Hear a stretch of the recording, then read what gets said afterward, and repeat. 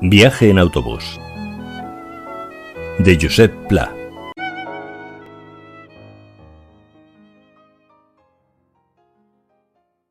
Cuatro palabras. En el curso de mi vida literaria he escrito varios libros de viaje. Uno de ellos, Cartes de Lluny, que se publicó hace poco más de 15 años, recibió por parte del público una acogida bastante cordial.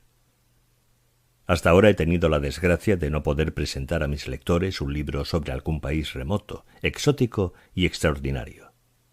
En mis libros no hay mosquitos, ni leones, ni chacales, ni objeto alguno sorprendente o raro. Confieso sentir, por otra parte, poca afición por el exotismo. Mi heroísmo y bravura son escasos. Me gustan los países civilizados. Desde el punto de vista de la sensibilidad me daría por satisfecho plenamente si pudiera llegar a ser un hombre europeo.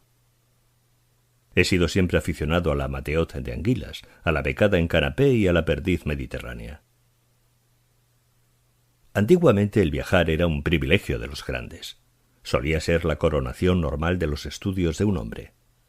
En nuestra época se generalizó y abarató de tal manera que un hombre como yo ha podido vivir durante 20 años en casi todos los países de Europa por 4 cuartos.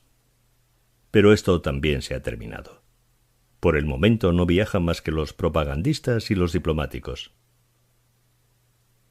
Viajaba ciertamente mucha gente, pero quizá el número de personas que se desplazaban para formar su inteligencia y enriquecer su sensibilidad ha sido menor en nuestra época que un siglo o dos atrás.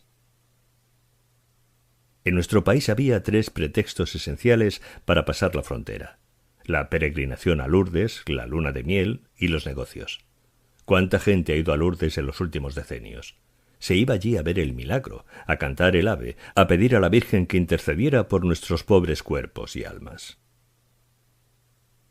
La luna de miel era otro de los grandes pretextos para hacer un largo viaje. A mi entender, sin embargo, la luna de miel es una mala época para contemplar el mundo externo con agudeza y claridad. Es cosa muy ardua ejecutar 2 cosas importantes a la vez. Para salir de casa es esta quizá la peor época de la vida. Si los recién casados hubieran tenido una ligera idea de su economía, nos hubiéramos ahorrado los espectáculos que todos hemos visto en la estación de Francia. Verlos llegar fatigados, descompuestos, deshechos, pidiendo mentalmente a gritos las zapatillas, maldiciendo Europa y sus museos, sus monumentos y su cocina detestable. No es buena época la luna de miel para hacer casi nada. Lo mejor en estos casos es salir a tomar un rato el sol por la Diagonal o el Paseo de Gracia. Y el tercer pretexto, los negocios, era como los anteriores. Uno viaja generalmente para ver las llamadas cosas inútiles del mundo, que son las únicas importantes, y los negocios no dejan tiempo para nada. Lo esencial para aprovechar un viaje es tomarlo como finalidad misma. Andar por el mundo un poco al azar es muy agradable.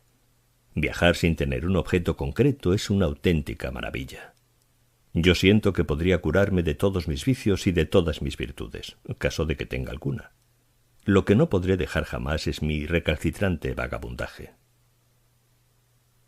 Hay que viajar para descubrir con los propios ojos que el mundo es muy pequeño, y por tanto que es absolutamente necesario hacer un esfuerzo para dignificar la visión hasta llegar a ver las cosas en grande.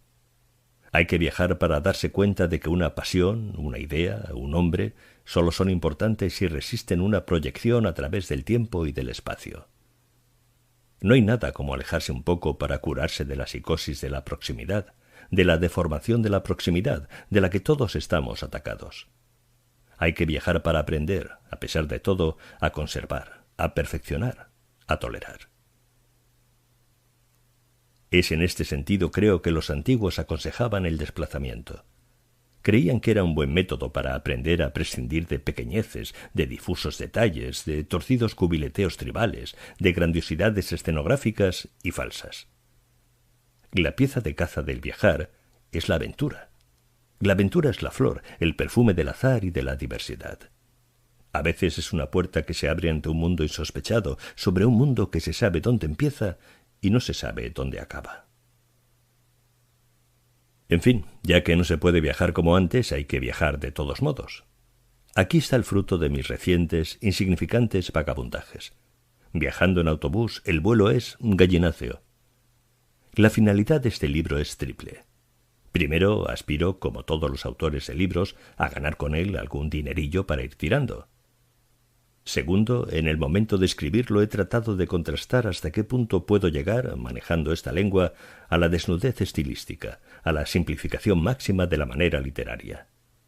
No tengo ningún inconveniente en confesar que el considerable esfuerzo que he debido hacer, lo digo para que a nadie se le ocurra agradecérmelo, no ha sido logrado. Finalmente espero, y esto es cosa mía, que este libro será leído dentro de 100 años cuando algún curioso y espero gustoso erudito trate de resucitar la vida que estamos arrastrando, el temporal que estamos capeando. Esta tercera finalidad es importantísima. La segunda también. Y la primera no digamos. Josep Pla. Mas Pla, 1941-1942.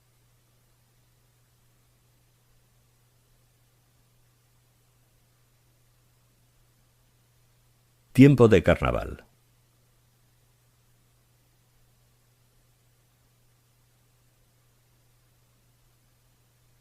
Estas tardes, en los alrededores del carnaval, suelen ser muy cristalinas. El día es un esfuerzo para colorear la blanca y tétrica helada matinal.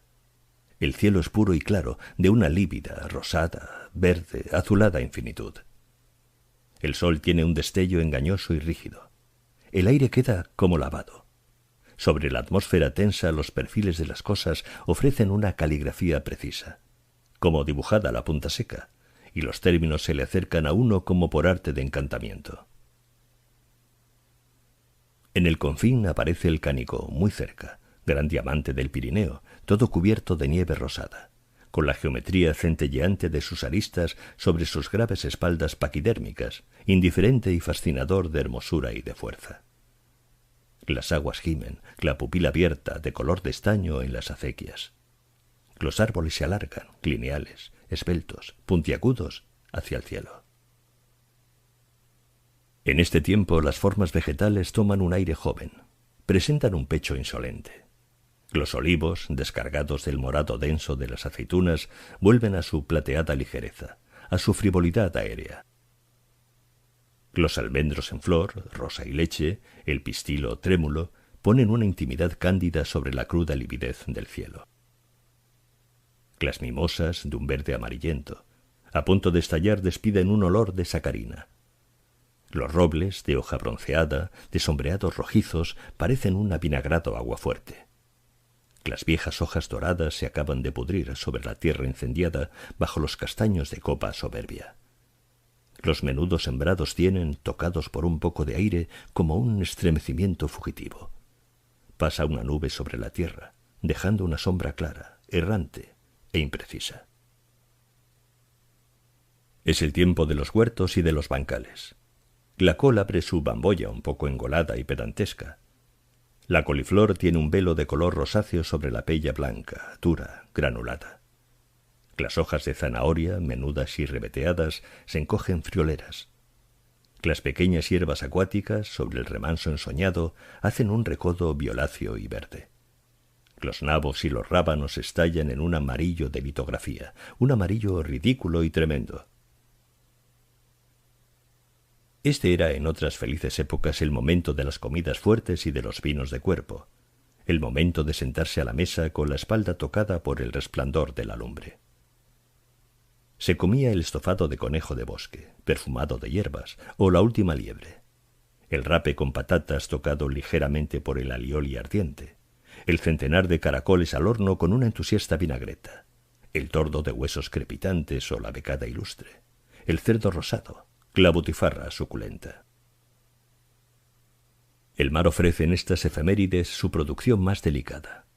Los moixons de plata oxidada, de insospechadas finezas, los sonsos diminutos para dorar en la sartén, los calamares, los pequeños calamares tan tiernos y los insidiosos pulpillos, la lubina de blancas carnes que no tiene rival para las convalecencias, la grevia suntuosa y el marisco más perfumado de todas las épocas, perfumado por las suaves calmas saladas y las lunas de estas noches tan claras y quietas.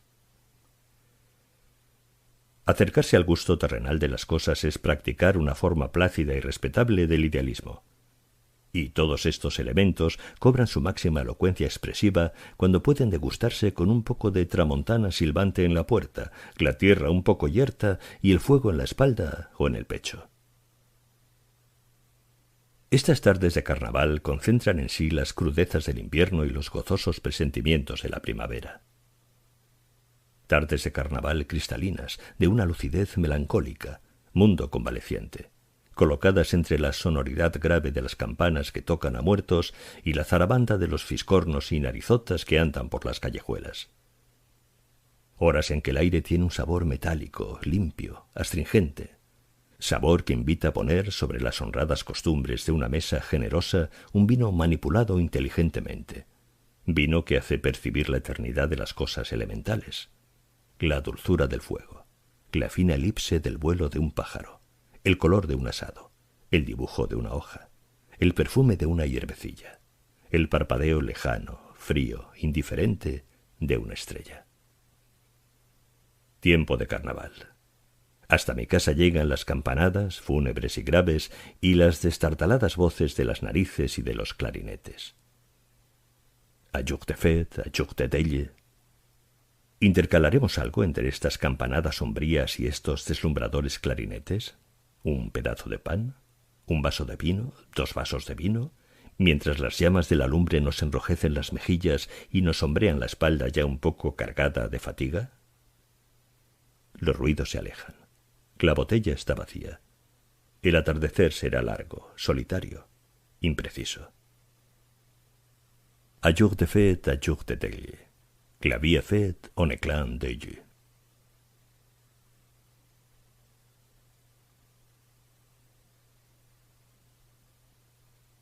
La primavera.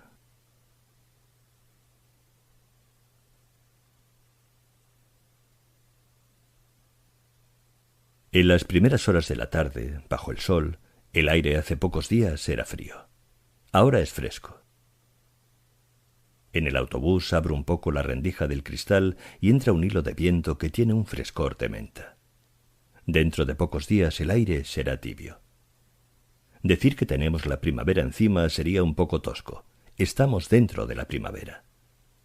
Respirar esta pequeña brisa cargada de ligeros perfumes que pasa sobre la piel de una manera tan tierna, que da la vuelta a las hojas de los álamos y riza los estanques dormidos, esta pequeña brisa en la que flotan ingrávidos perfumes de la tierra y de las hierbas floridas o de los arbustos secos, es una de las cosas más agradables, más finas, más agradecidas que pueden hacerse en la vida. Este milagro anual de la primavera se produce en el pensamiento y en la epidermis. En la época de la adolescencia y de la juventud, la primavera casi embrutece. Es una inmersión en el mundo de la naturaleza de consecuencias a veces terribles. Pasa uno la mirada sobre los amigos de infancia y de colegio y queda uno sorprendido de la cantidad que murieron de juventud en manos de la primavera. En medio del camino de la vida, la primavera es un engaño. El rejuvenecimiento anual de la naturaleza hace creer al hombre en la posibilidad de su rejuvenecimiento, en la idea de que comparte con las plantas la virtud de regenerarse, de sacar hojas y capullos, real o metafísicamente.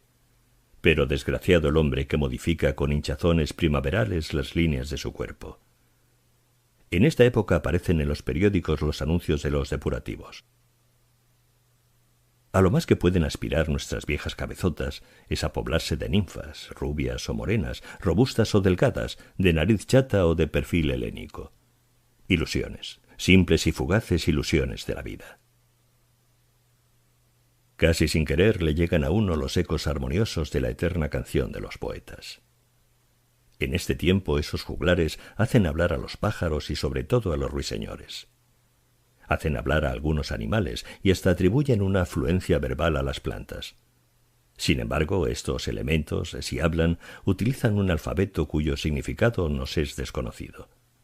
La atribución a los ruiseñores de una capacidad interpretativa de la vena amatoria es cosa inexplicable. Los naturalistas afirman que el ruiseñor es uno de los pájaros de vida familiar más correcta. Los gorriones, en cambio, qué tropa descarada y libertina. Todos polígamos. Y qué poco amor sienten por sus hijos. Adscribir a los ruiseñores las virtudes amatorias que les atribuyen los poetas es tan absurdo como suponer que los tenores y barítonos, porque cantan bien, tienen un corazón más henchido de amor que los demás mortales. Pero la humanidad ha tenido siempre el irresistible, secreto, ineluctable deseo de cantar la primavera, como inicio de un mundo más claro, más libre y más sereno. Qué bello es el campo en primavera.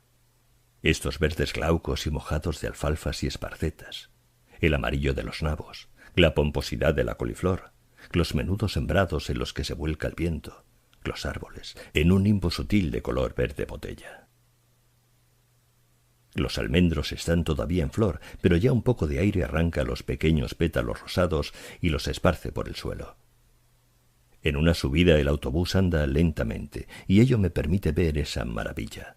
Un campo de habas con el puntito negro de ojo de perdiz de sus flores blancas y entre ellas, sobre un suelo rojizo, una gran cantidad de flores de almendros. Pienso en Mallorca, como tantas veces me ocurre en este Ampurdán nativo. Este campo de habas con las flores de almendro en el suelo es para mí la quinta esencia del paisaje del llano de la isla, y uno de los recuerdos de mi juventud más agradables y persistentes. Vamos pasando la tarde en el viaje y ya la luz va cayendo. En el tope de uno de los palos de la línea telefónica que corre paralelamente a la carretera aparece de pronto un mochuelo. El animal deja llegar impávidamente el autobús y cuando lo tiene a 2 o 3 metros levanta el vuelo y se mete en el pinar vecino. El mochuelo tiene un vuelo muy corto y agita las alas pesadamente. Una señora que viaja a mi lado, por las trazas una recién casada, apetitosa y fresca, ha visto también el pajarraco y se pone las manos en la cara con un gesto de horror. «Un mochuelo», dice, «tendremos una desgracia. ¿Qué animal más feo, con aquellos ojos tan abiertos?» «Este mochuelo, señora», le digo, «no hará daño a nadie, ni a usted, ni a mí, ni a nadie. Ahí donde usted lo ha visto, este pajarraco ha estado durmiendo durante todo el día en la grieta de algún olivo o en algún tejado, debajo de una teja, y ahora que la tarde se ensombrece, ha salido a buscarse la vida. Esta noche tratará de comer una ratilla, un par de topos o un lagarto, pero la preocupación más importante de este mochuelo será, esta noche, buscar una hembra. Señora, estamos en primavera. Esta es la realidad pura y simple.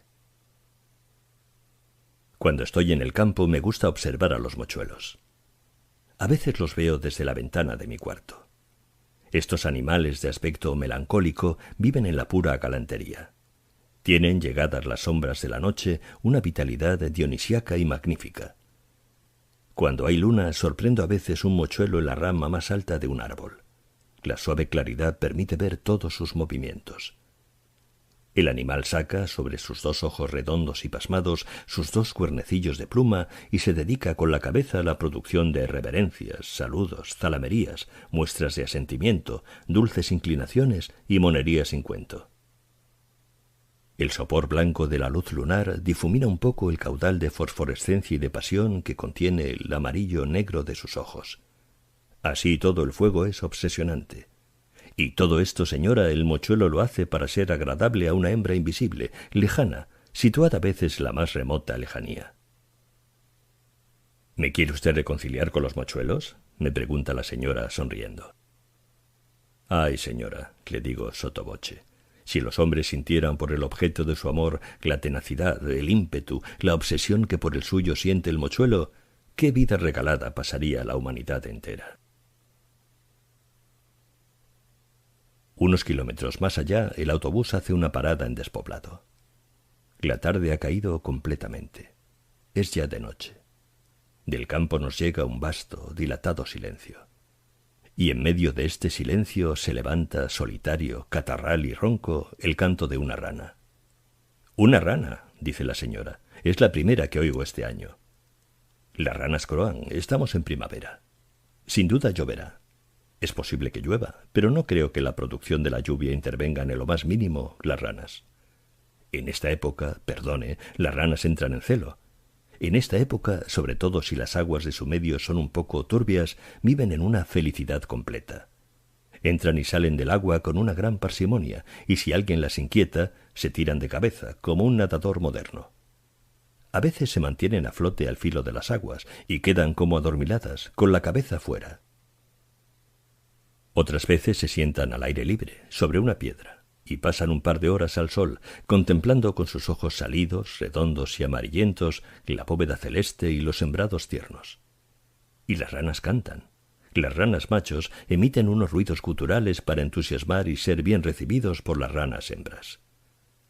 Tienen estos sonidos gangosos el mismo sentido que el que pueda tener en un ciudadano que ha de presentarse ante una señora rozagante, cortarse el pelo, hacerse una fricción de champú o comprarse una gran corbata. A las ranas no les interesan los cambios atmosféricos. Si la sequía les agota su medio de vida el líquido, se dejan morir estúpidamente. Cuando oigo cantar una rana, veo un mochuelo, observo una cigarra chupando la savia de un árbol o contemplo el andar afanoso de una hormiga, pienso en el viejo Fabre, el entomólogo. Fabre puso orden en esta maraña inextricable de la naturaleza. Su obra me produce una admiración constante, inextinguible, sin límites. Fabre era antidarwinista. Decía que Darwin le daba miedo. Al oír su nombre se ponía las manos en la cabeza. No es cierto, decía, que los animales canten, salten, silben, píen y hagan toda clase de excentricidades y de tontería en virtud de su instinto sensual. No, los animales hacen esto para demostrar la satisfacción que sienten en la vida, exactamente como el hombre se frota las manos para manifestar su alegría.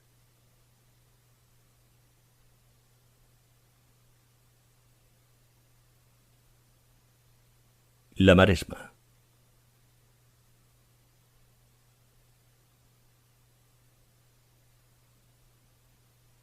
Todos estos pueblos de la Maresma son iguales. Hay unas casas delante del mar, sobre la playa, que forman el antiguo barrio de pescadores.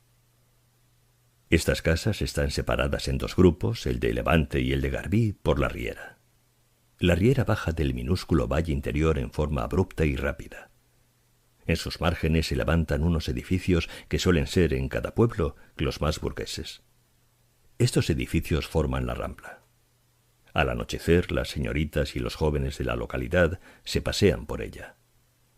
Generalmente estas rieras están a seco, son exhaustas y polvorientas. Unos árboles las sombrean. Cuando llueve se desbordan, arrastran mucha arena y producen unos estropicios meridionales y tartarinescos. Luego, a ambos lados de la rambla, se extienden plazas, calles, casas, donde viven los ciudadanos y donde, cuando les llega la hora, mueren. Se puede perfectamente imaginar el crecimiento fabuloso de estos pueblos, de uno cualquiera de ellos. En este caso, el núcleo urbano que resultaría sería como la actual Barcelona. Barcelona tiene la constitución básica uniforme de un pueblo de la Maresma. No hay ninguna razón física que se oponga a que estos pueblos lleguen a ser con el tiempo lo que es Barcelona. En definitiva, Barcelona es el pueblo de la Maresma que tiene más habitantes. Tiene algunos, pocos, más que en Mataró. Barcelona es la capital de la Maresma. Si un día os encontráis en uno de estos pueblos, seguid la riera contracorriente, hacia el interior, y después de andar unos kilómetros encontraréis recóndito, soleado, extático, otro pueblo. De Vilassar de Mar llegaréis a Vilassar de Dalt, de Arenys de Mar a Arenys de Munt, de Caldetas a Sant Vicenç de Montalt. Estos pueblos debieron formarse cuando las poblaciones de la costa no pudieron mantenerse en ella por el terror producido por las invasiones de los pueblos del mar. Por eso desde el mar son invisibles. Desde estos minúsculos pueblos campesinos, que yo adoro porque tienen un recogimiento adormecido en el zumbar de las abejas y en la sinfonía de los olores de las hierbas secas y una densa, divina paz, se ve la gran falda de tierra, cuenco elegantísimo que desciende lentamente hacia la costa, y el mar en lontananza. En el estío, los días de gran calma, cuando el mar del Golfo es de color de estaño fundido y el sol pone sobre las aguas un punto de nebulosidad, se percibe casi desde ellos el balanceo profundo, el flujo y reflujo abisal del mar. Y entonces es cuando se ve el mundo desde aquí como en la lejanía. Uno se siente en seguridad frente a sus movimientos indiscernibles y fatales. Las poblaciones de la costa son agitadas, prietas, industriales. Poblaciones de paso, con el trajín de la carretera al lado, su vida tiende a dispersarse de puertas afuera. Los pueblos del interior, en cambio, tienen la dulzura de su botánica exquisita.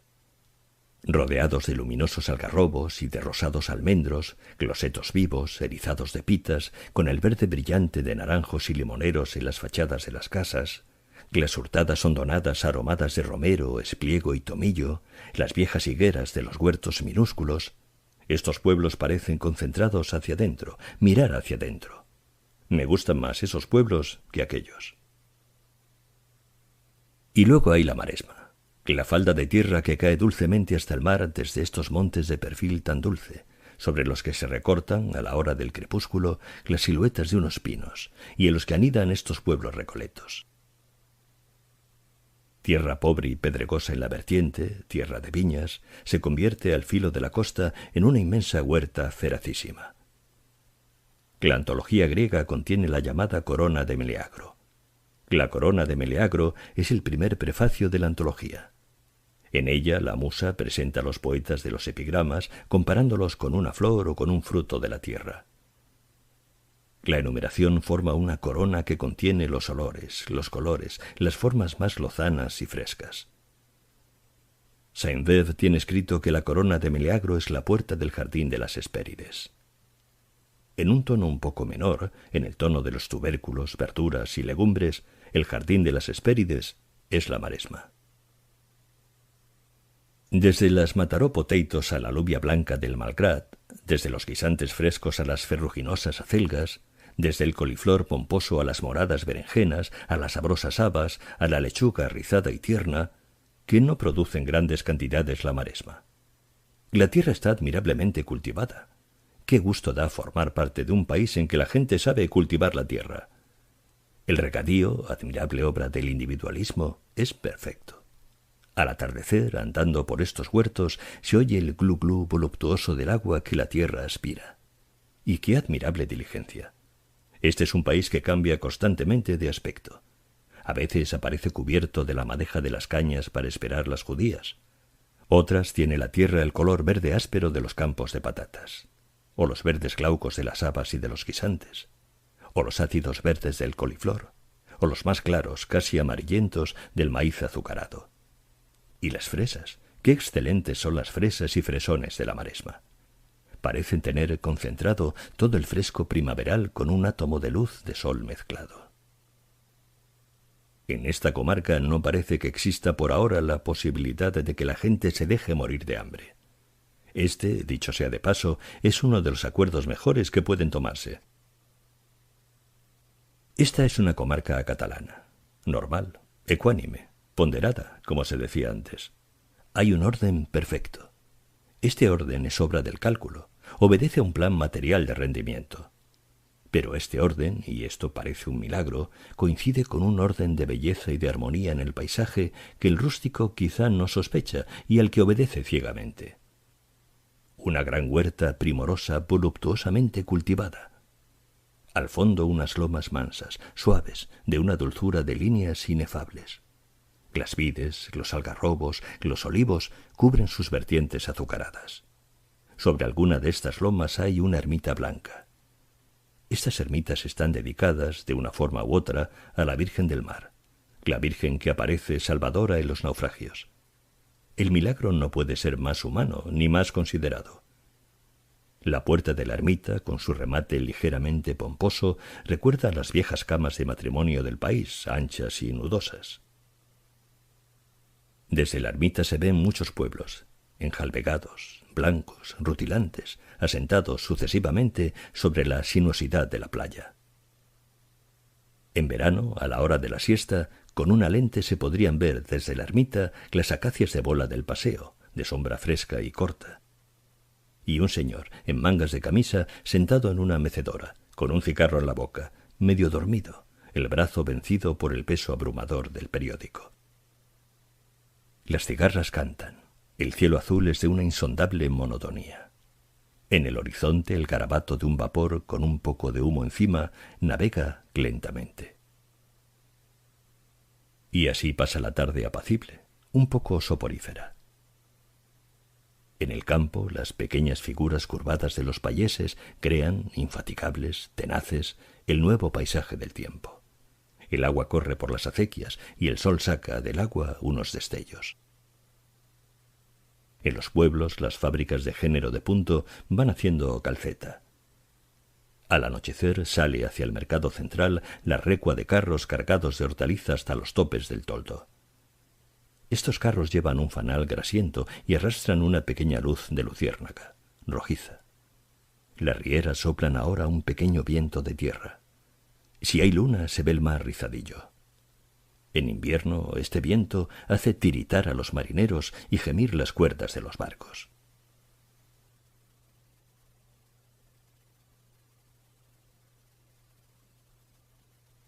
Los payeses.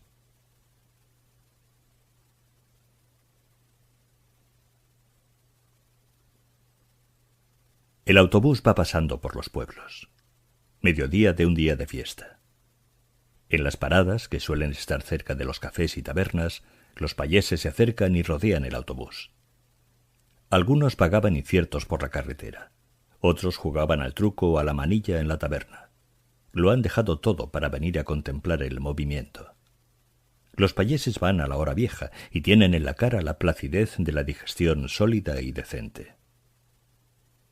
Los payeses están satisfechos. Dentro de la tónica de sobriedad de sentimientos que les caracteriza, se ve que están satisfechos. La reserva es sin duda alguna la característica más notoria de su manera de ser. Pero quizá el único sentimiento que no pueden ocultar es la satisfacción de carácter económico. Cuando se consideran económicamente saturados, se pasan casi todo el día con una levísima sonrisa en la comisura de los labios, una sonrisa que parece imitada de la de los conejos. En la interioridad más profunda de su sensorio calculan, suman, restan, tiran planes, como ellos dicen. A veces, abstraídos, la mano se les va al cogote y se rascan un momento. Este gesto suele coincidir en ellos con el proceso de una operación aritmética. 11 y 12, 20 y 3, pero quizá llegaremos a 24. Esta sonrisita, esta leve sonrisa. A veces ríen mirando al cielo, otras mirando a la tierra. Arando detienen un momento los bueyes y se quedan inmóviles para sonreírse. Mano al cogote, operación aritmética paralela. 11 y 12, 20 y 3, pero quizá llegaremos a 24. Algunos añaden, si Dios quiere. Hay otro síntoma que indica que los payeses hoy están satisfechos. Se han vuelto retozones. Los payeses son ininteligibles. El mundo moderno ha realizado un gran esfuerzo para lograr que la mayor cantidad posible de personas hable con claridad y logre hacerse entender. Los payeses han quedado voluntariamente al margen de este esfuerzo. Su lenguaje es, por expresa deliberación, oscuro, vago e incoherente. Es un lenguaje que no obedece a ninguna razón o sistema lógico, a ningún esquema ordenado y coherente. Yo ya me entiendo, dicen los payeses. El problema de saber en qué consisten a cada momento el interés y la conveniencia de los payeses es siempre lioso y difícil. Cuando uno espera que dirán sí, dicen no. Cuando uno cree que contestarán blanco, contestan negro. Dicen que los payeses son egoístas. No creo que lo sean ni más ni menos que los otros estamentos. Lo que pasa es que los otros hacen lo posible para no parecerlo, y los payeses, por exceso de celo, enseñan la oreja.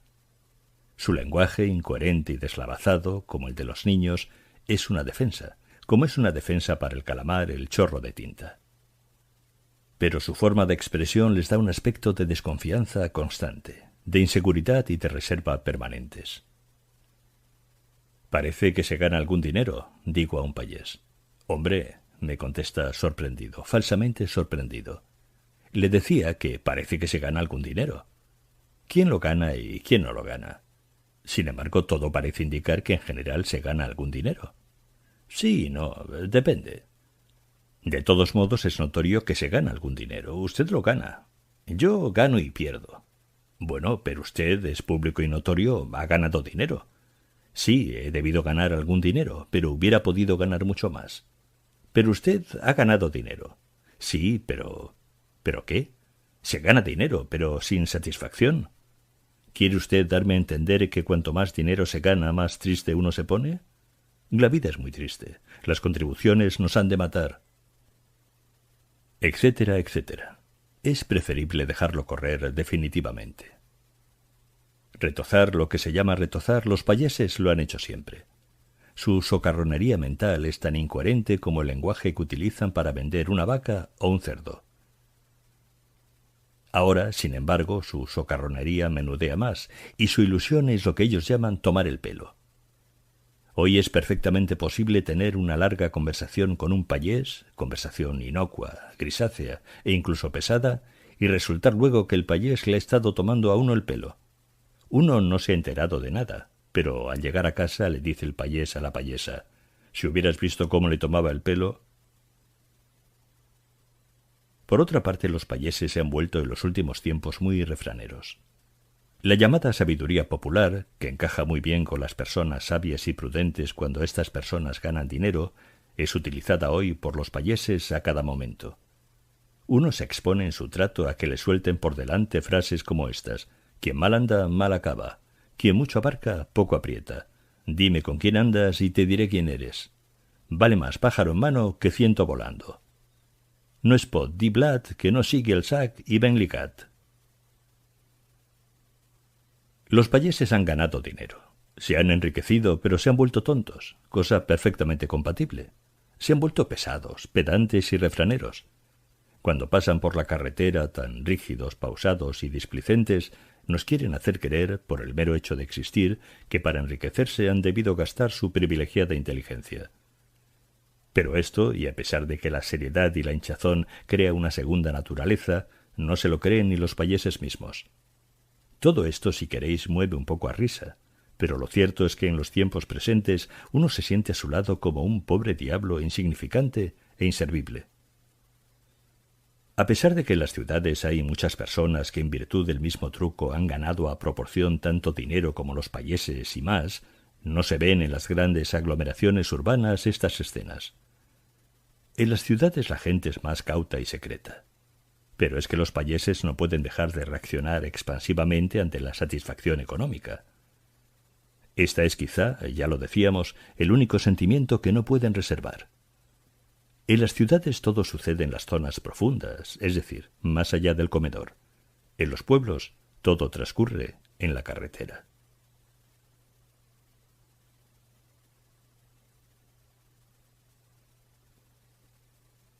Más sobre los payeses.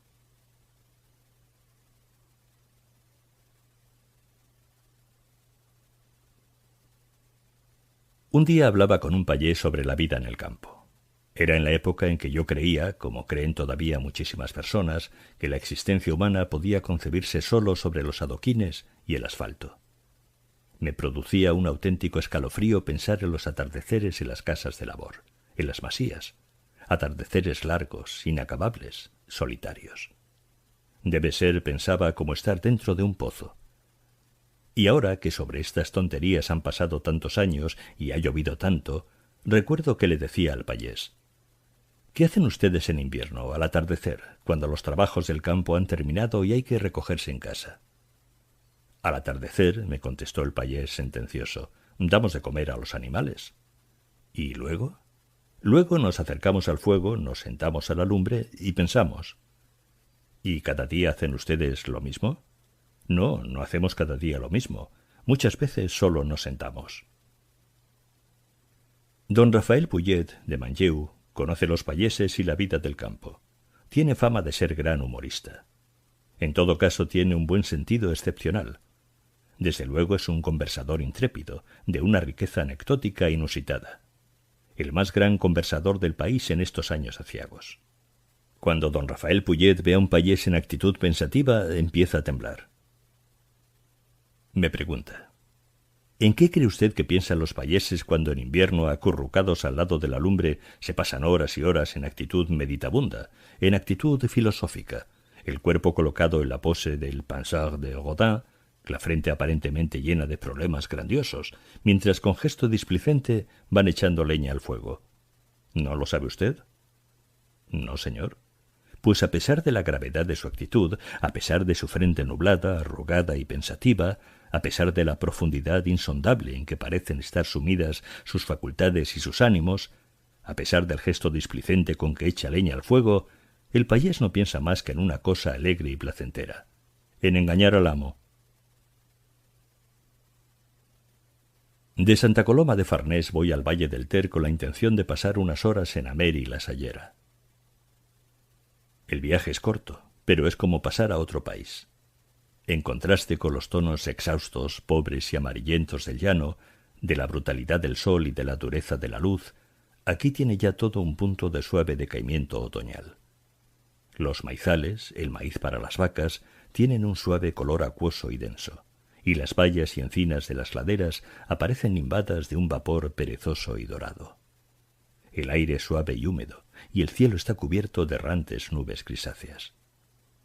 De las chimeneas de las casas de campo sale un hilillo de humo lento que hace evocar la intimidad.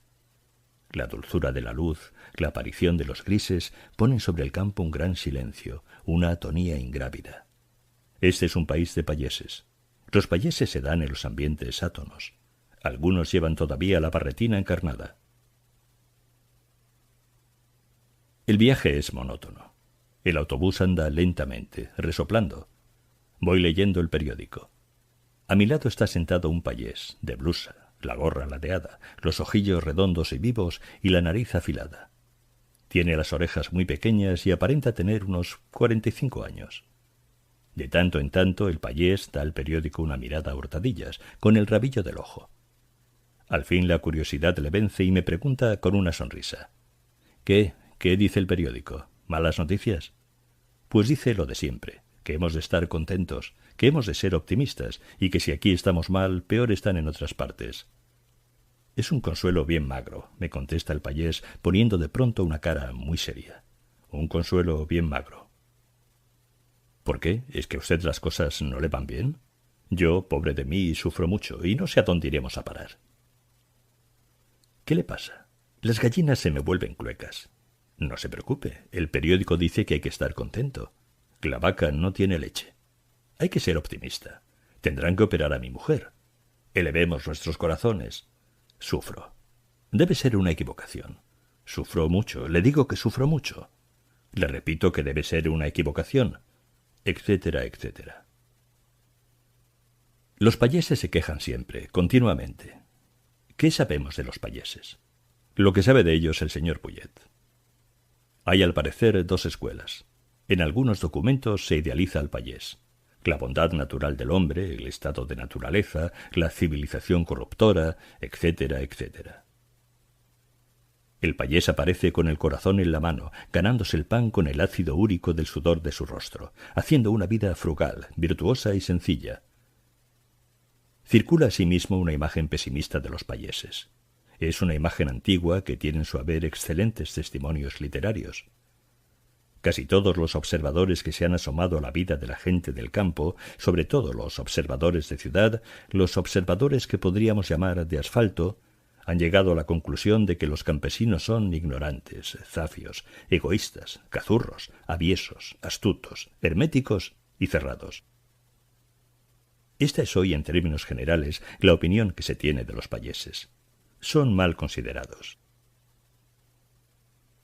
Quizá las dos posiciones son exageradas, y lo mejor es ver las cosas de frente. No he creído nunca que los payeses como clase sean mejores o peores que los otros elementos de la sociedad. Quizá por ser más vieja en cuanto a tal, en cuanto a clase, utiliza más hábilmente la negociación, la diplomacia, el segundo juego y la tercera jugada.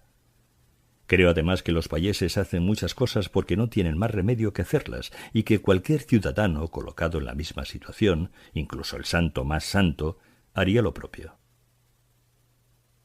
Digámoslo claro, la sorpresa creciente que están produciendo los payeses, no solo aquí, sino en todas partes, proviene simplemente de que son conservadores. Ahora bien, dado que el mundo se está saturando desde hace más de un siglo de la psicosis de la revolución, dado que no sabríamos vivir ya sin la utilización constante de la palabra revolución, la existencia de una clase instintivamente conservadora ha producido, produce y producirá, si las cosas continúan como ahora, un asombro tan grande, una sensación de novedad tan inquietante que, ante este hecho, las reacciones serán de puro mareo. y se llegará a formar aquí, como se ha formado en otros países, la convicción de que los campesinos son una rémora, un peso muerto, una sustancia insoluble en el llamado nuevo orden, una fuerza pasiva y destructora. Me parece que esto puede quedar sentado, no solo aquí, sino fuera de aquí, perentoriamente al menos. Ahora bien, preguntamos a las personas que conocen un poco la vida del campo. ¿Y por qué los payeses son conservadores? Su respuesta es esta. Los payeses son conservadores porque el trabajo que realizan, la labor que llevan a cabo, los cuidados que desarrollan, les fuerzan a serlo.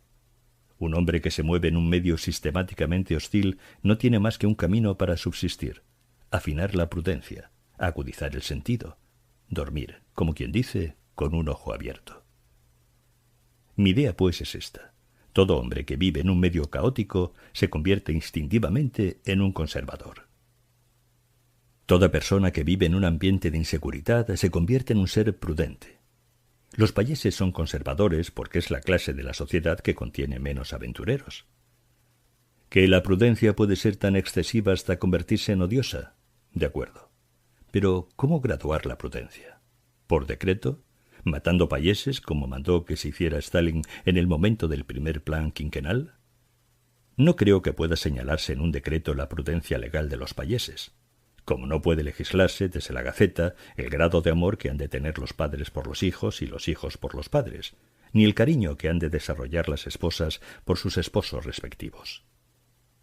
En definitiva, el conservadurismo de los payeses es a veces tan fuerte que no conservan nada, y es no solo inservible, sino contraproducente. La codicia rompe el saco. Esto se ve a cada momento.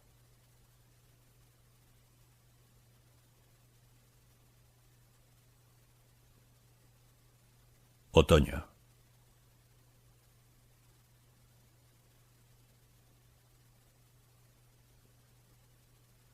Almuerzo en el hostal de San Esteban de Bas y el país me gusta. Es un valle estrecho frente a las altas montañas de La Salud y de Colsacabra. Hay el río, unos maizales frescos, la carretera y un pequeño ferrocarril como un juguete. El tiempo se ha dado a la lluvia y en la gran cocina ahumada del hostal hay una temperatura suave al lado de la chimenea.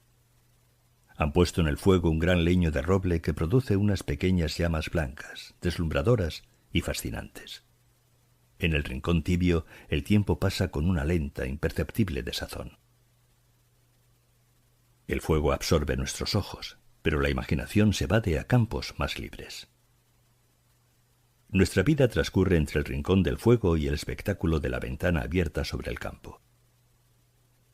Detrás de los cristales empañados se ve el valle metido en aguas, y sobre las laderas de los montes pasan lentamente los jirones de niebla azulada y fina.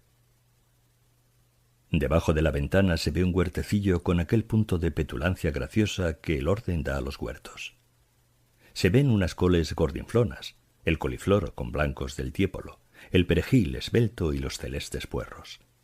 La lluvia deja unas gotas brillantes sobre estos dulces, vegetales alimentos. Más allá de las tapias bajas del huerto hay un prado minúsculo con unas vacas y un ternerillo. La vaca pace con una placidez grandiosa. El ternero salta y juega sobre la hierba húmeda y tierna.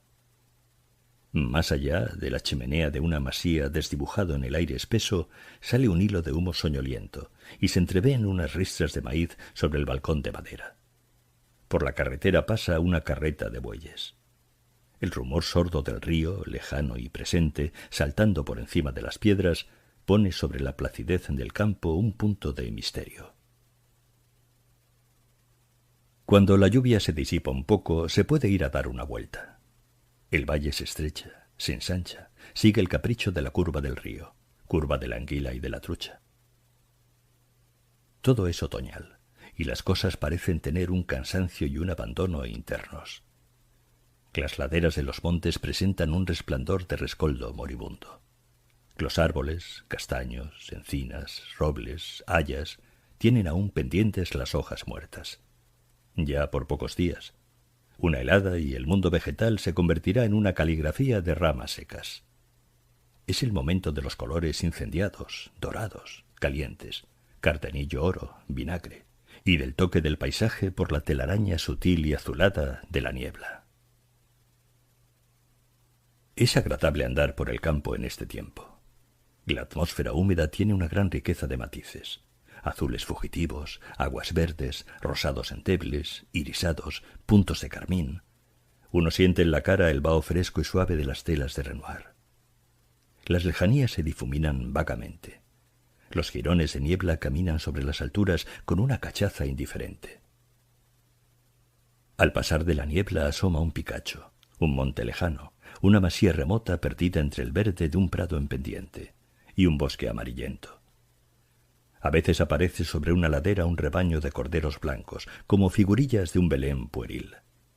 Desde el valle, sumido en una paz profunda, un poco bovina, sobre la que cimbrean muy levemente las siluetas de los chopos, estas apariciones y desapariciones del juego de la niebla constituyen una diversión ligera e infantil. El valle y sus laderas están salpicados de masías. Dentro de la relatividad del país, pienso, estas viejas, fuertes y nobles casas podrían ser confortables.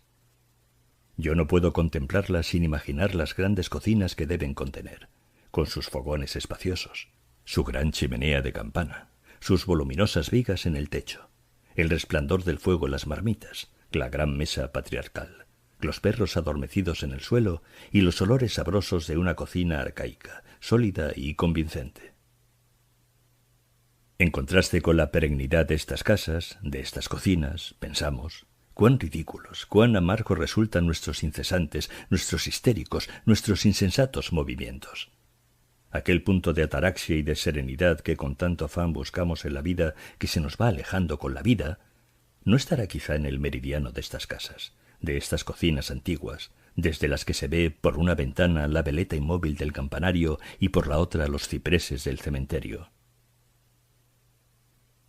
Recomienza a llover con una dulce mansedumbre, con una especie de universal resignación.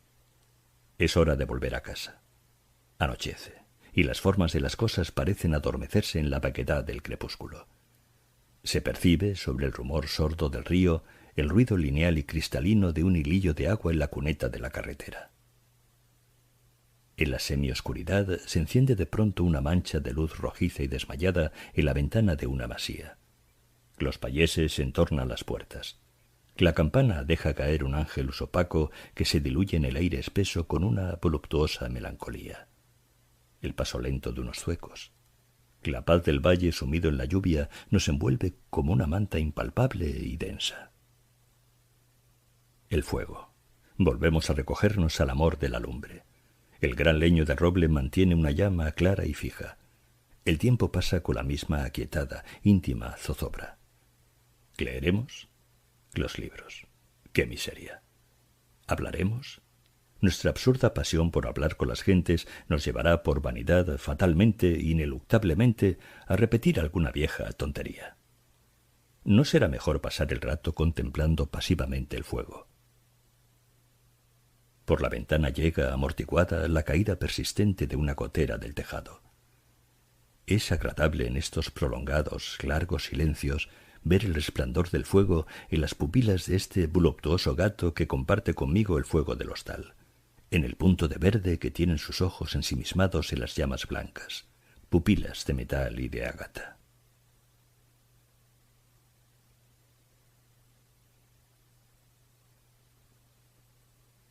Evocación de Pep Ventura.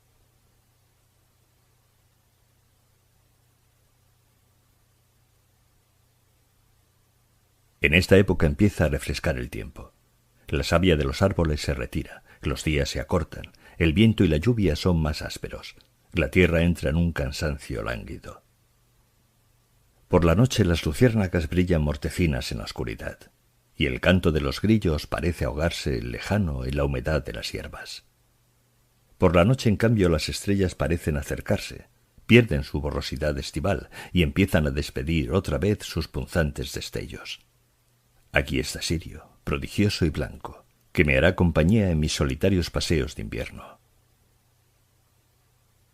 Por la mañana, al levantarme, oigo desde el cuarto del hostal una música lejana.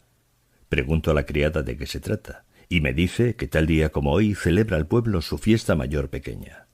La pequeña, digo. Sí, señor, la pequeña. A algunos pueblos, minúsculos generalmente, se les ocurre celebrar su fiesta mayor o menor por este tiempo, y hasta más entrado el otoño.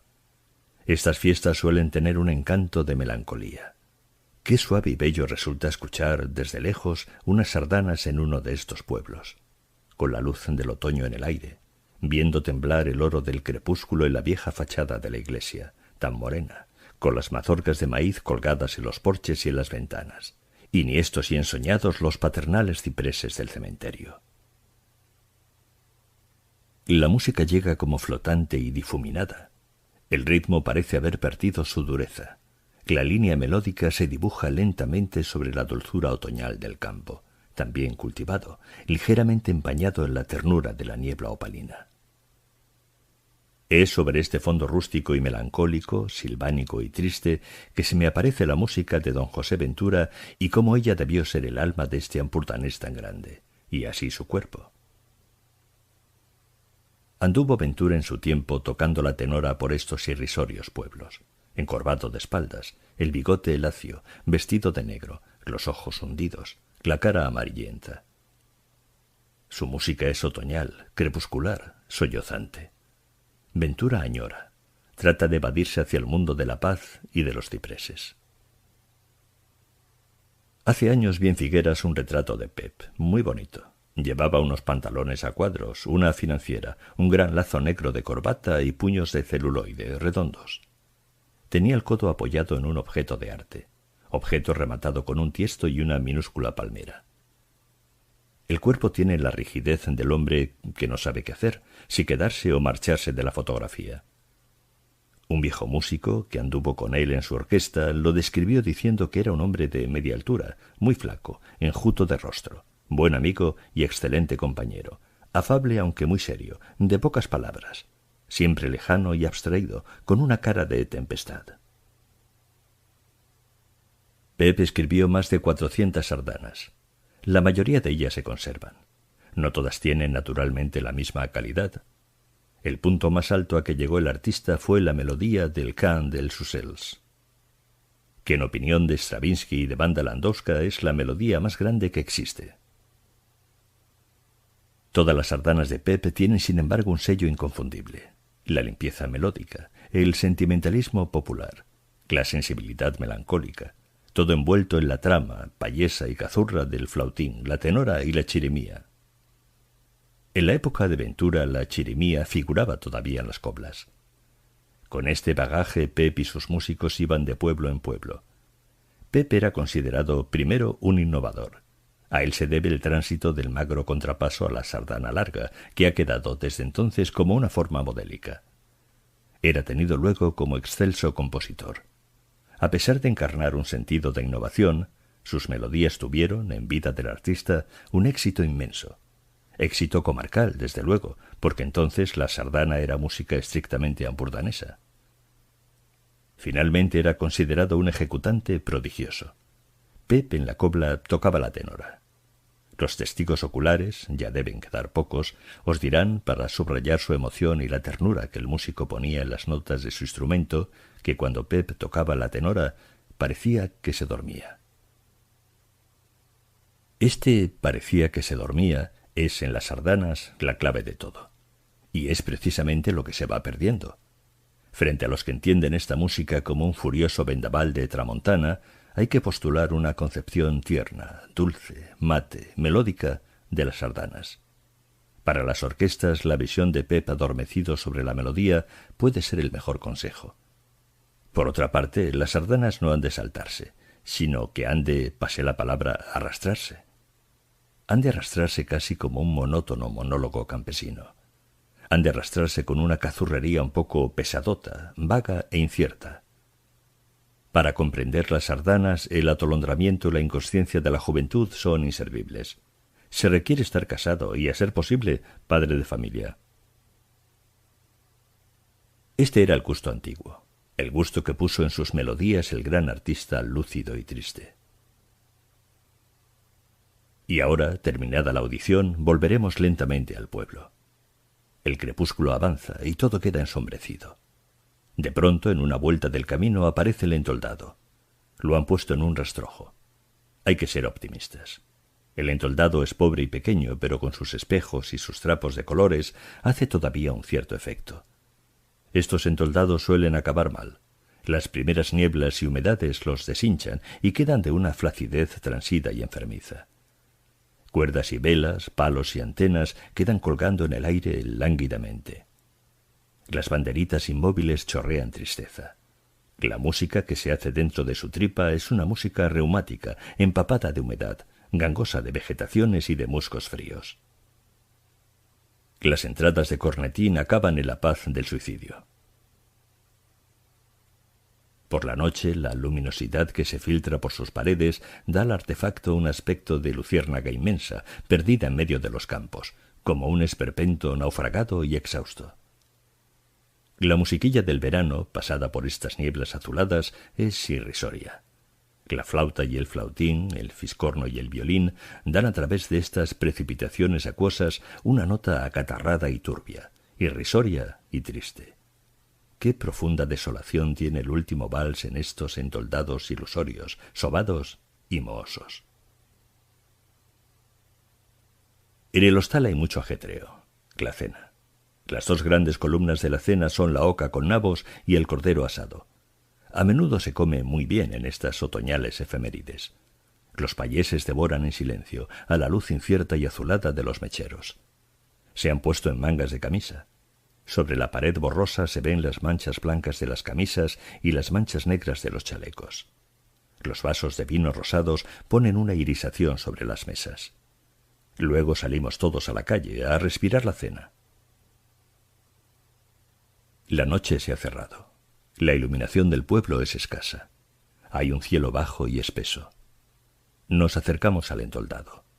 Alrededor del esperpento, los buhoneros y vendedores ambulantes han instalado sus lucecitas, sus tenderetes y ruletas. En esto cae un chubasco fuerte. La gente en un instante se dispersa. El entoldado queda vacío y mortecino. Es la catástrofe.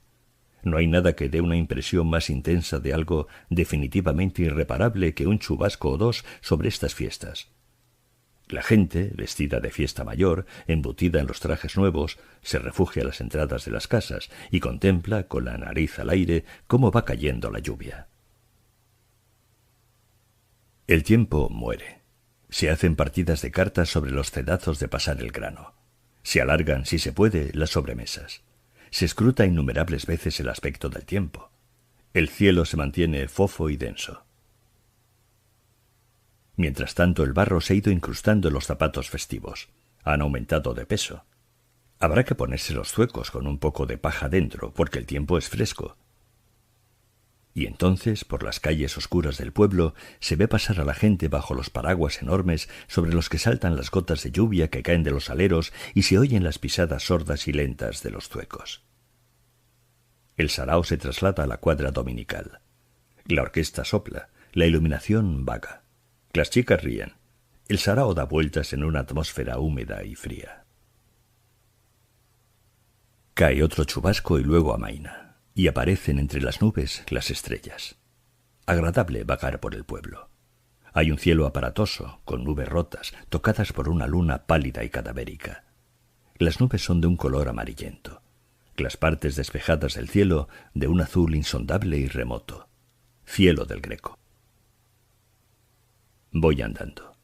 A veces un olor exquisito de hierbas me para. Otras me detiene un rumor ahogado y lejano, como un hondo suspiro. El otoño es la estación de los buenos olores, de los rumores apagados, de la luz tamizada, de las formas maduras. Hasta mí llega el olor de unas manzanas asadas. Los escurrimbres de la lluvia gotean todavía mansamente de los aleros. Alguien cierra una ventana, queda, imperceptiblemente. Se ve una lucecita tembloteante en el fondo del ojo de una puerta. La música del baile llega de una vaga, remota lejanía. La luna va declinando, y su luz envuelve el cielo de una palidez espectral. Esta luz desvaída toca las paredes del pueblo con un aire de misterio. Las nubes pasan lentamente. El pasar sordo y acompasado de los zuecos. Y así rueda la noche, el cielo y las estrellas.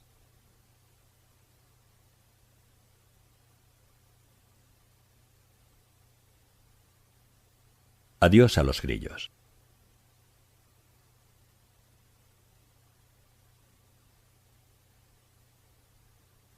Vuelvo a casa. Estas tierras del Bajo Ampurdán han entrado también en el tiempo otoñal. Los colores son dulces, la luz tamizada. Hago mi paseo habitual por el campo. Me acerco como cada día a los viejos cipreses del minúsculo camposanto. Este día de 1 de octubre ha sido magnífico. El cielo azul ha aparecido amueblado de unas blancas, ligeras, vaporosas, pasajeras, pequeñas nubecillas. Los trabajos del día, desarrollados durante la mañana dentro de una luz clara y fuerte, han estado por la tarde enimbados por una vaga, mórbida luz dorada. He oído lejana la detonación de la escopeta de un cazador, y he visto sobre los pinares oscuros cómo se disolvía en el aire el pequeño copo blanco de la descarga. Pasó un carro crujiendo en la cuesta del camino. El labrador, arado en mano, ha ido dibujando los surcos al paso de su caballo. Las golondrinas han ido dibujando todo el día curvas graciosas alrededor del hombre y del caballo. Lentamente ha pasado un rebaño por la carretera, arrastrando una nube de polvo irisada. Los horizontes han tenido una claridad seca y precisa. En el aire las cosas se han dibujado con una prodigiosa exactitud.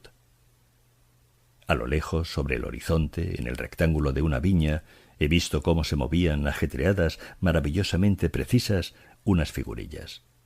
Están preparando la vendimia. Estas vendimias modestas, en estas viñas tan pequeñas, tienen un gran encanto. Cuando el vino se pagaba a 35 céntimos el litro, el cultivador venía a la vendimia con una cara huraña. Ahora se paga 3 pesetas, y todo tiende a las escenas alegres y pomposas. ¿Tendrá la mitología también relación con el dinero? La tarde se ha ido deslizando lentamente, como una gota de claro aceite dorado descendiendo por un plano de inclinación muy suave. Entre dos luces veo desaparecer rápidamente por el recodo de la carretera, montada en una bicicleta, una bella silueta alargada. Me quedo un momento pensativo. Enciendo mi pipa. Todo pasa. En el viaje de retorno a casa miro la hora. Son las 6 y está rápidamente oscureciendo. El aire es fresco y húmedo. Veo cómo, de golpe, se encienden las luces de un pueblo lejano. Del campo se levanta una ligera neblina que pone sobre las lejanías una grisácea fumosidad. El campo está en calma. El concierto veraniego de los grillos ha terminado. No, todavía se oye, raro y disperso, algún rezagado. Me paro un momento a escuchar. Me figuro el pequeño animal rasgando sus élitros entre sí y pasando de tarde en tarde uno de estos élitros sobre su vientre como un arco sobre un contrabajo. El élitro es el arco, el vientre la caja de resonancia. De estos rasgueos y fricciones nace la llamada melopea de los grillos, el cri-cri incesante del insecto en las noches de primavera y de verano. En las noches de bochorno, este cri-cri del serrucho de los élitros, porque el arco musical del grillo es mucho menos fino que un arco de violín, llega sin embargo a tener una cierta pastosidad. En general la melopea es un poco agria. Ahora es infinitamente dulce, divinamente melancólica. Es un pequeño ruido que se va alejando, que parece como si descendiera lo insondable, como si se hundiera, evocativo e implacable, en las profundidades del otoño. Parece como si el grillo durante el verano hubiera ido dando cuerda a su diminuto, insignificante, fantástico reloj, y que de pronto la máquina se hubiera estropeado y roto. El minúsculo engranaje no funciona ahora más que intermitentemente y por casualidad. Y estos últimos rasgueos son como si el grillo se despidiera de este mundo antes de naufragar en la infinita eternidad, en el piélago inmenso del vacío.